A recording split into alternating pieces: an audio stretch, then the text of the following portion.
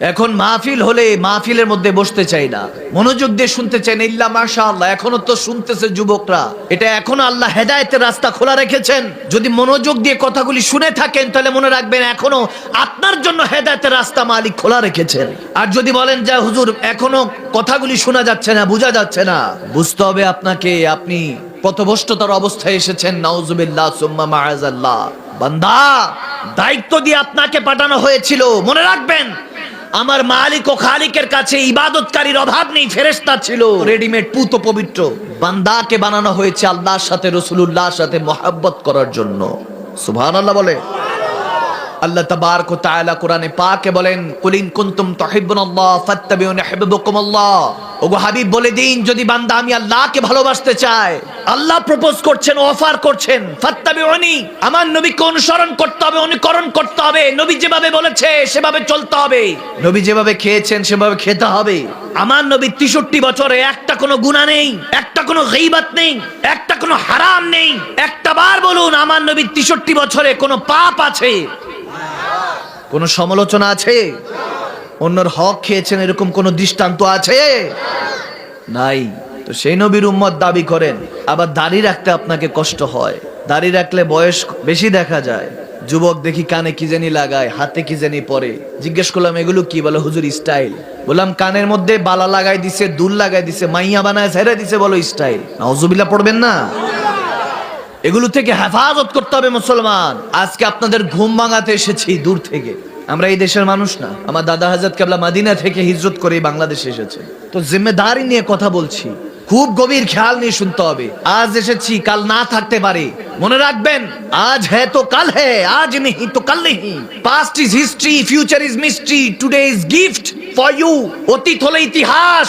যারা অহংকার করতো আমি অমুক তমুক, সব কবরে। আওয়াজ দেয় না?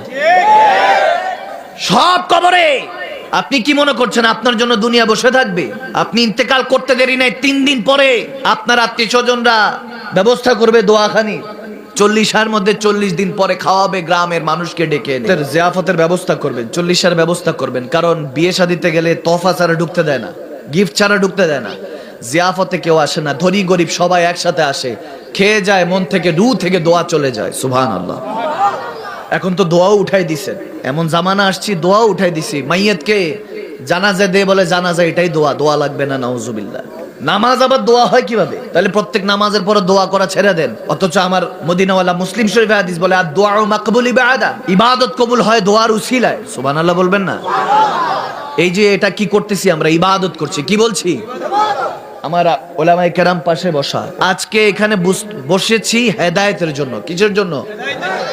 কিন্তু দেখেন, আপনি সোশ্যাল মিডিয়ার মধ্যে হাসির ওয়াজ লেখেন, দেখবেন চলে আসছে নাউজুবিল্লাহ হাসির ওয়াজ।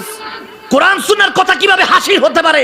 চোখ দিয়ে টলমল করে কাঁদতে হবে। সিদ্দিক আকবর আবু বকর সিদ্দিক রাদিয়াল্লাহু তাআলা বলেন, আমার নবীর ওয়াফাতের পরে, ইন্তেকালের পরে যখন কোরআন তেলাওয়াত হতো, প্রত্যেক দিন মাগরিবের পর 2-4টা সাহাবীদের লাশ বের হতো। সুবহানাল্লাহ।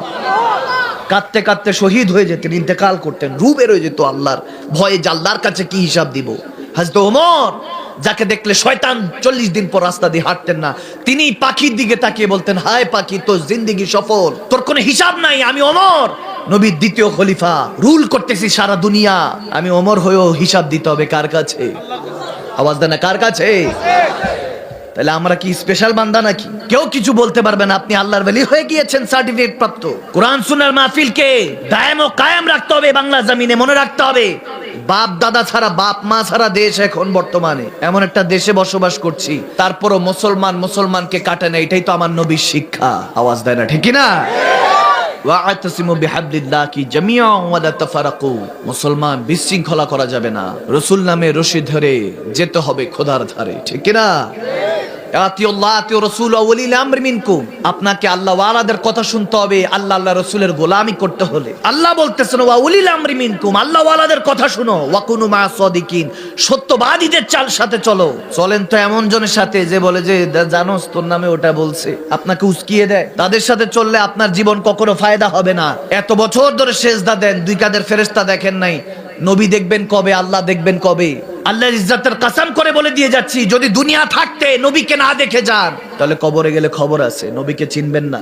মান রাব্বুকা মা দীনুক মা কুনতা তাকুলু ফি হাক্কি হাযা রাজুলান মুহাম্মাদি। আমি নয়তো বা শিখাই দিয়ে গেলাম রাব্বি আল্লাহ দীন আল ইসলাম হাযা মুহাম্মাদুর রাসূলুল্লাহ সাল্লাল্লাহু তাআলা আলাইহি ওয়াসাল্লাম, শিখাই দিয়ে গেলাম। মুখস্থ করলো, কবরে গিয়ে যে ইন্টারভিউ দিবেন এরকম কোনো সুযোগ নাই।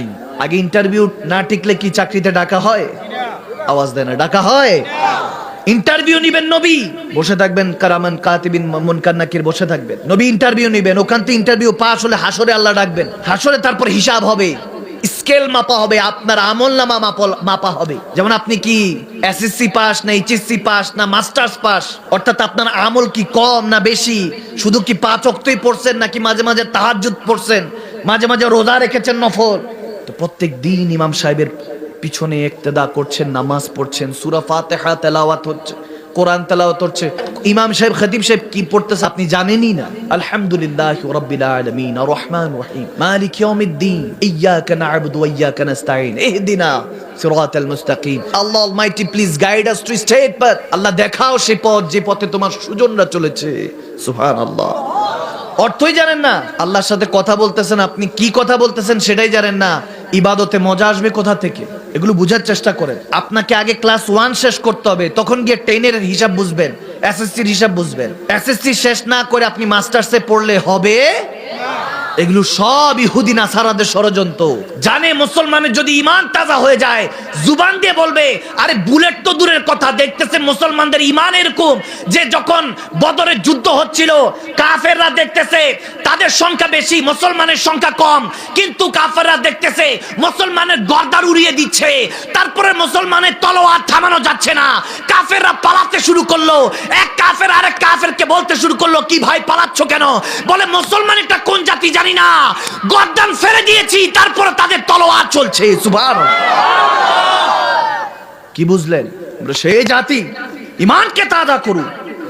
এখন বর্তমান জামানায় কথা বলছি, কোনো বানায় কথা বলতেছি না। কালকে মিলিয়ে নিবেন, একে একে 2 মিলিয়ে নিবেন। আজকে বুঝে না আসলে কালকে মনোযোগ দিয়ে ভালো মতো ঘুমানোর সময় বিছানায় বসে বসে চিন্তা করবেন মাদানী সাহেব কি বলে গেছে, ভালো মতো মিলাবেন। ওয়ালা ফাখরা, অহংকার করে বলছি না, জামানা এরকম চলতেছে। আরে বান্দা কি হবে, মুমিন তো অনেক দূরের বিষয়, আল্লাহর ওয়ালি তো অনেক দূরের বিষয়। বাইজিদ গোস্তামি জুনাদ বাগদাদি হবেন, শাহজালাল ইয়ামানি হবেন, শাহপরান ইয়ামানি হবেন, ওগুলো অনেক দূরের বিষয়। শুধু সাধারণ বান্দা হতে দিবে না, এখন ওই জামানা চলতেছে। একটার পর একটা স্ক্রলিং করতেছে ফেসবুক টিকটকে, দেশে একটা ভালো দেখলে দেখবেন 10টা খারাপ আসতেছে, উলঙ্গ আসতেছে। ময় মুরব্বীরা তো জানেও না যে আমার ছেলে আমার মেয়ে কি করছে একা একা। ওদের দোষ দিয়ে লাভ নাই তো, বাচ্চাদের ব্রেন ওয়াশ করে দিয়েছে এগুলো দিয়ে। খোদার কসম বলছি, এই যে এখন মনোযোগ দিয়ে শুনছেন, আল্লাহর হেদায়েতের দরজাটা আপনার জন্য খোলা হয়েছে। আল্লাহ দেখতেছেন, দেখি তো কোনো বান্দা আমার নবীর উত্তরসূরি হতে পারে কিনা, দেখি তো কেউ ওমর হতে পারে কিনা, ওসমান আলী হতে পারে কিনা, আবু বকর হতে পারে কিনা। নবীকে দেখতে হলে সিদ্দিক আকবরের চোখ লাগবে, আওয়াজ দেয় না। নবীকে দেখতে হলে ফারুক আজমের জজবা লাগবে, হিম্মত লাগবে, ঠিক না? 3টা শর্ত পৃথিবীর কাছে দিয়েছিলেন তিনি। কেউ কেউ বলে 12 বছর তিনি রাজত্ব করেছেন অর্ধেক পৃথিবী। আমি বললাম অর্ধেক না, পুরোটাই রাজত্ব করেছে মুসলমানরা। হযরত ওমর ইবনুল খাত্তাব 3টা শর্ত দিয়েছে, বলে আমি ওমরের সাথে যুদ্ধ করো, বাকি অর্ধেক পৃথিবীকে। কয় মাথা খারাপ নাকি, ওমরের সাথে যুদ্ধ করে কি মরবো নাকি? সুবহানাল্লাহ বলেন না। বলে তাহলে এক কাজ করো, কলমা পড়ো, মুসলমান হয়ে মুসলমানকে কখনো আঘাত করা যায় না। বলে এটা আমার নবীর শিক্ষা। বলে না, কলমা পড়বো না, কোনো অপশন আছে? বলে তৃতীয়, ট্যাক্স দাও, কর পরিশোধ করো আমি ওমরকে। বাকি অর্ধেক এটাতে রাজি হয়েছে, অর্ধেক পৃথিবী মুসলমানদেরকে ট্যাক্স পরিশোধ করতে। বোঝা গেল কর পরিশোধ যারা করে সেটাও তো আন্ডারে। তাহলে বোঝা গেল পুরো পৃথিবী আমরা 12 বছর রাজত্ব করেছি, সেই মুসলমান এখন কোথায়? আল হক মরুন, হক কথা তিতা, একটু খারাপ লাগতে পারে কিন্তু এগুলি বাস্তব। এগুলো কেউ বলবে না, আমাকে মাহফিলে আসতে আসতে বলো শায়েখ এগুলো বললেন না, বললে মাহফিল কমে যাবে। আমি বললাম মাহফিল করার জন্য দুনিয়াতে আল্লাহ পাঠায় নাই, আল্লাহ পাঠিয়েছে আল্লাহ দুনিয়াতে নবীর ইসলামকে জিন্দা করার জন্য, আল্লাহর ইসলামকে, ঠিক না? নবীজির সাথে আপনার মন লাগছে কিনা এটা দেখতে হবে। আল্লাহ বলতেছেন ফাত্তাবিউনি ইউহিব্বুকুমুল্লাহ, আমার নবীর হতে হবে, নবীজির মতো হতে হবে আপনাকে, নবীজির সাথে মনে মন লাগাতে হবে। এখান থেকে সৌদি আরব যাবেন, আগে চিন্তা করতো কিভাবে ঢাকায় যেতে হবে, ঢাকার ইমিগ্রেশন ক্রস কিভাবে করব, ওখান থেকে পাড়ি কিভাবে দিব। তেমনি ভাবে আগে দুনিয়াতে বসে কবরের চিন্তা আগে করতে হবে। কবরের চিন্তা করবেন নবীজিকে কিভাবে চেহারা দেখাবো, যে মুখ দিয়ে গুনাহ বলেছি, গুনাহ গীবত করেছি, চগলখড়ি করেছি, যে চোখ দিয়ে গুনাহ দেখেছি, কিভাবে এই চেহারা নবীজির সামনে। নবীজি বলে লা আদরি, চিনি নাই উম্মতকে, বেঈমান গুনাহগার ছিল, তখন কি আপনার হাসর হবে। আর যদি নবীজি বলে হ্যাঁ তাকে চিনি, সে কি বলবে আমি তার কি লাগে, আমি বলতেছি আমার উম্মত হয়, আমার আশেক হয়, জান্নাতের নেয়ামত দিয়ে দিই। সুবহানাল্লাহ। কবর ইন্টারভিউ পাস, হাসরে আল্লাহ ডাক দিবে, ওগো নবী আপনার উম্মত এসেছে, কি অবস্থা। এখন তো গুনার কারণে উঠছে, আমল কম। হায় হায় হায়, বুখারীতে এসেছে আমার নবী দেখবেন যে উম্মতের আমল কম, হযরত ইব্রাহিম খলিলুল্লাহ ডাক দিবেন, ইয়া রাসূলুল্লাহ কোথায় আপনি, আপনার এক উম্মত ফেসে গিয়েছে, আমল কম। নবীজি দৌড়ায় আসবেন, এসে পকেট থেকে নিয়ে কিছু একটা রাখবেন, দেখবেন যে আমল নামা হঠাৎ করে ভারী হয়ে গিয়েছে। সুবহানাল্লাহ। তখন গুনাহগার উম্মত বলবে, ইয়া রাসূলুল্লাহ, ইয়া হাবিবাল্লাহ, আমার তো আমল নামা ছিলই না, আপনি কি রেখেছেন। বলো ওই যে মাঝে মাঝে যে আমি নবীর উপর দুরূদ পাঠাইতি, ফেরেশতারা আমার কাছে পৌঁছে দিয়েছে, আমার কাছে ছিল, ওটা রেখে দিয়েছি, আমল নামা ভারী করে দিয়েছেন কে? আল্লাহ। আওয়াজ দেন না কে? আল্লাহ। ওয়ারযুকনা শাফাআতাহু ইয়াউমাল কিয়ামা, শাফাআত করে সুপারিশ করে আল্লাহ জান্নাতে নিয়ে যাবে। সুবহানাল্লাহ বলে। কি বুঝলেন? মানুষ কখনো মারা যায় না, মানুষ কখনো শুধু ইন্তেকাল হয়, ট্রান্সফার হয়। ইন্তেকাল মিনিং ট্রান্সফার, এক জায়গা থেকে আরেক জায়গায় স্থানান্তর। 1 মিনিট পানির নিচে ডুব দিয়ে থাকতে পারবেন না।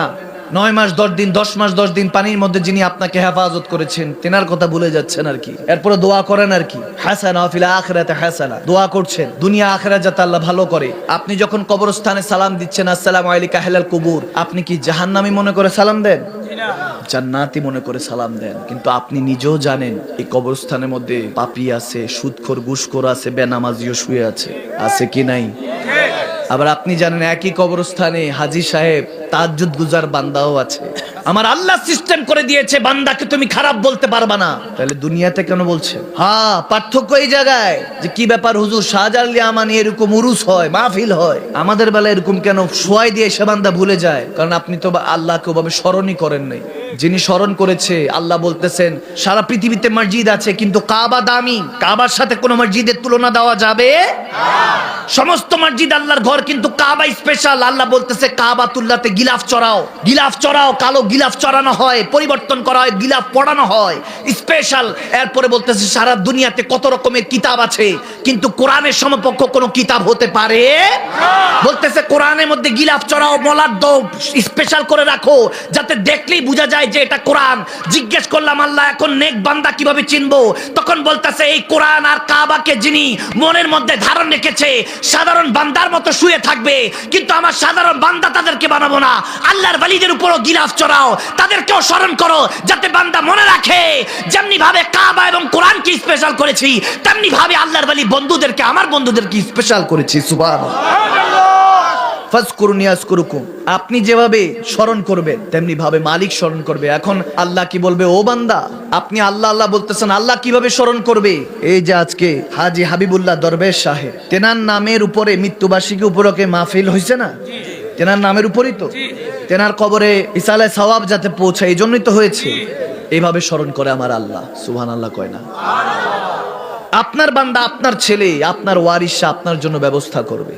এগুলোকে আমরা এখন ব্যবসা বানাই দিছি। আমাদের এক মুসলমান হঠাৎ করে হিন্দু হয়ে গেছে। বললাম আপনি তো আগে হিন্দু ছিলেন, এখন আবার হিন্দু হয়ে গেলেন। বলতেছি ইসলাম পড়ে মুসলমান হয়েছি, কিন্তু মুসলমানদেরকে দেখে আবার হিন্দু হয়ে গেছি। নাউজুবিল্লাহ। আমাদের বলার মধ্যে বিল্লিসান, বলার মধ্যে কোনো কিছু নাই, তাহসিন নাই। জুবান দিয়ে বলি কবরে যেতে হবে, মৃত্যু আছে, মৌত আছে, তাসদুকু বিল কলব, অন্তর থেকে মানি না। এই ওয়াজ মাহফিলের কোনো লাভ হবে না, আপনাদের কোনো লাভ হবে না। আপনি কি মনে করছেন আমার নবী 8-10টা মুর্দা মানুষের মতো মদিনাতুল মুনাওয়ারায় পড়ে আছে? না না, সাধারণ বান্দাই তো মরে না, আর তিনি তো সমস্ত নবীদের সম্রাট। সুবহানাল্লাহ বলেন। তিনি নবীদের সম্রাট, তিনি মদিনাতুল মুনাওয়ারায় এখনো উম্মতের নামায় আমল দেখেন, ফেরেশতারা প্রত্যেক দিন নিয়ে যায়। আপনার আমার মতো উম্মতদের নামায় আমল আমার নবীর কাছে পেশ হয়।